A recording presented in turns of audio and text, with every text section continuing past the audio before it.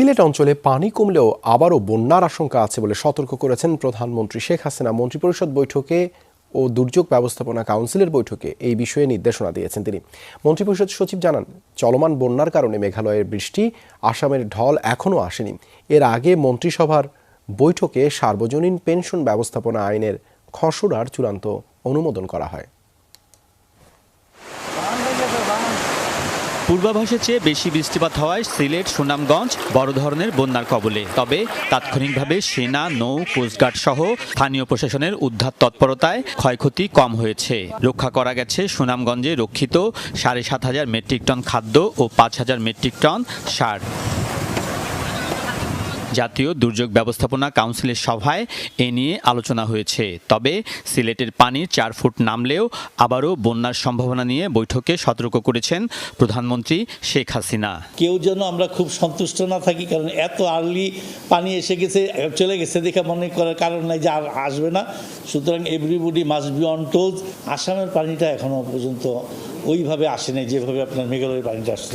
সুতরাং ওই ডিস্ট্রিক্টের জেলা প্রশাসকদেরকেও বলে দেওয়া হয়েছে, এবং যেমন কিশোরগঞ্জ, হবিগঞ্জ, মৌলভীবাজার, আসামের পানিটা আসলে তোমরাও এরকম রেডি থাকবা। এখন থেকে কোনো লো লাইং এরিয়াতে কোনো রোড হবে না, যদি হয় তাহলে এলিভেটেড রাস্তা করতে হবে।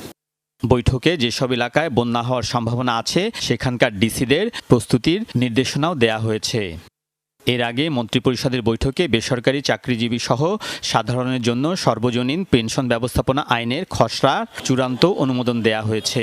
১০ বছর প্রিমিয়াম জমা দিলে এই পেনশন সুবিধা পাবেন ১৮ থেকে ৫০ বছর বয়সীরা। কমপক্ষে ১০ বছর একদম রেগুলার আপনার চাঁদা দিতে হবে, এবং চাঁদাদার বয়স ৬০ বছর পূর্তিতে পেনশন তহবিলে পঞ্জীভূত মুনাফা সহ জমার বিপরীতে পেনশন প্রদান করা হবে। প্রিমিয়ামটা কেমন হবে? প্রিমিয়াম হয়তো একাধিক স্কেল মানে লেয়ার থাকবে। যে বেশি স্কেলের প্রিমিয়াম দিবে তার পেনশনও বেশি হবে।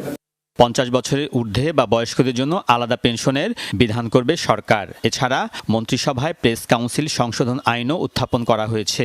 এতে অপসাংবাদিকতার জন্য ১০ লাখ টাকা দণ্ডের প্রস্তাবিত বিধান বাদ দেওয়ার নির্দেশনা দিয়েছে মন্ত্রিপরিষদ। টাকা মেনশন করা হয়নি, বলে দিলাম। ওনারা প্রস্তাবে নিয়ে আসছিলেন, ক্যাবিনেট টাকা তুলে দিচ্ছে। সার্বভৌম সম্পদ তহবিল গঠনে মন্ত্রিসভায় গৃহীত পূর্বের সিদ্ধান্ত বাতিলের প্রস্তাব অনুমোদন করা হয়েছে বৈঠকে। যদি সরকারের কোনো ক্ষতি করি, আমার তো আলমগীর স্বপন,